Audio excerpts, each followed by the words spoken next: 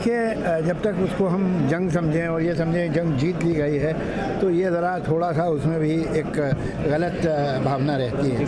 सच बात ये है कि स्ट्रगल था, म्यूज़िक कंपनीज का पॉइंट ऑफ व्यू कुछ था, कुछ हमारा था, और वो होते होते कुछ सरकार ने मेहरबानी की, कानून ऐसा बना दिया कि जो हमें हमारा जो अधिकार बनता है उसको वो सुरक्षित कर दिया।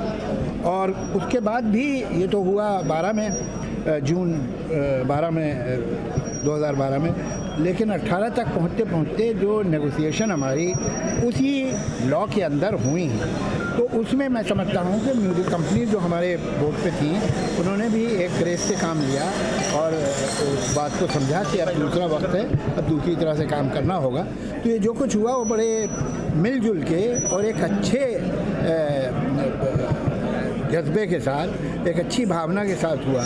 वो जंग में तो फिर एक हारता है एक जीतता है, उससे इस तरह सोचेंगे ना तो कभी साथ काम नहीं कर पाएंगे। जय साहब, क्या सोचा था आपने जब ये पूरी की पूरा मुहिम या लोगों को हक दिलाने की बात, मैं इसको जंग नहीं कहूँगा क्योंकि इससे आपको एतराज़ है, कि आपको उम्मीद थी कि यहाँ तक आएंगे? बहुत कमाल का, ऐसा हमने खुद ने being a journalist I have never seen something like this. देखिए, such a large scale, you know, जब आप ये सोचे कि कहाँ तक पहुँच पाएंगे तो फिर पहला कदम ही उठाना मुश्किल हो जाता है। बस चलना है, जहाँ है उससे आगे जाना है, फिर जहाँ पहुँचे उससे आगे जाना है, फिर जहाँ पहुँचे उससे आगे जाना है। जब तक ये करते रहेंगे तो पहुँच जाते हैं।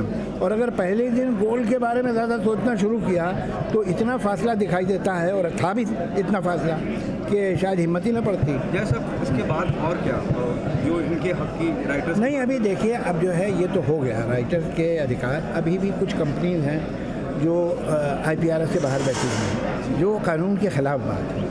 अब ये कि हम फ़ौरन कोर्ट में चले जाएं, केस करें, नोटिस दें, वो हम चाहते नहीं हैं। हम चाहते हैं कि जिस तरह इनसे अच्छी तरह से बात हो गई बाकियों से भी हो जाए।